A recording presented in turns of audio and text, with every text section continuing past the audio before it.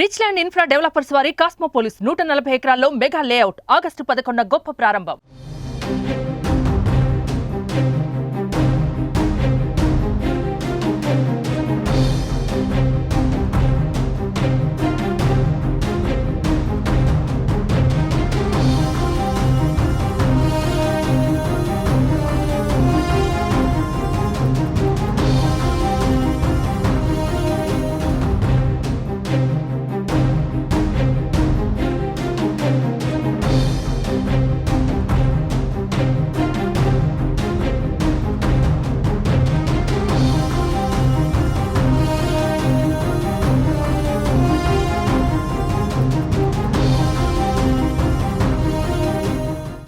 మరుగుదొడ్ల ఫోటోలు తీయాల్సిన పని నుంచి ఇకపై ఉపాధ్యాయులకు విముక్తి లభించనుంది. పాఠాలు చెప్పాల్సిన ఉపాధ్యాయులపై మోపిన యాప్ల భారం నుంచి కొంత ఉపశమనం లభించింది. ప్రభుత్వ స్కూళ్లలో బాత్రూంలో ఫోటోలు తీసి అప్లోడ్ చేసే యాప్ను రాష్ట్ర ప్రభుత్వం తొలగించింది. బాత్రూంల శుభ్రతపై ఫోటోలు తీసి యాప్లో అప్లోడ్ చేసే బాధ్యతలను ప్రధానోపాధ్యాయులు, ఉపాధ్యాయులకు గత ప్రభుత్వం అప్పగించింది. కూటమి ప్రభుత్వం ఈ బాధ్యతల నుంచి విముక్తి కల్పిస్తూ నిర్ణయం తీసుకున్నట్లు మంత్రి నారా లోకేష్ తెలిపారు.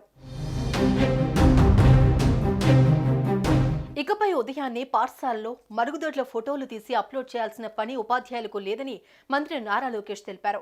ఈ విధానాన్ని ఆపేశామని, యాప్ నుంచి ఆ ఆప్షన్ కూడా తొలగించామని చెప్పారు. ఈ మేరకు ఎక్స్లో పోస్ట్ చేశారు.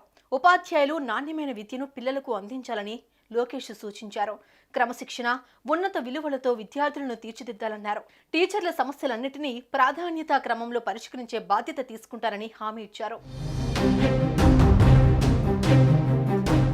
గత ప్రభుత్వ హయాంలో ప్రభుత్వ పాఠశాలలో ఉపాధ్యాయ విధులతో పాటు మరుగుదొడ్లు, పారిశుద్ధ్య పర్యవేక్షణ బాధ్యతలను కూడా ఉపాధ్యాయులకు అప్పగించారు. దీనిని ఉపాధ్యాయ సంఘాలు తీవ్రంగా వ్యతిరేకించిన ప్రభుత్వం కొనసాగించింది. ఎన్నికలకు ముందు ఉపాధ్యాయులకు బోధనా విధుల మినహా ఇతర బాధ్యతల నుంచి విముక్తి కల్పిస్తామని ఎన్డీఏ కూటమి నేతలు హామీ ఇచ్చారు. ఈ నేపథ్యంలో మొబైల్ యాప్లలో శానిటేషన్ డ్యూటీల నుంచి ఉపాధ్యాయులను తొలగిస్తూ రాష్ట్ర ప్రభుత్వం ఉత్తర్వులు జారీ చేసింది. ప్రతిరోజు పాఠశాల బాత్రూంల పారిశుద్ధ్య పరిస్థితిని యాప్లో అప్డేట్ చేయాల్సిన బాధ్యతల నుంచి ఉపాధ్యాయులకు విముక్తి కలిగించారు.